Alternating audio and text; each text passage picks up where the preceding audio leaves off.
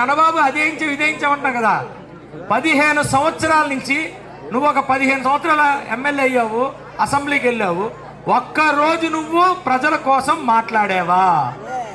అసెంబ్లీలో నువ్వు ప్రజల కోసం మాట్లాడావా నేను అడుగుతున్నాను స్ట్రైట్గా. ఒక్కరోజు మాట్లాడు. దేనికి మరి ఎమ్మెల్యే? మరి నేను గత 5 సంవత్సరాల నుంచి ప్రతి టీవీలో కనబడుతున్నాను, ప్రశ్నిస్తున్నాను, అడుగుతున్నాను, గట్టిగా ప్రశ్నిస్తున్నాను. నన్ను చంపేస్తానని, నన్ను పోలీస్ స్టేషన్లో పెట్టి, నన్ను జైల్లో పెట్టి అన్నీ చేశారు. అయినా నేను ఆగనే.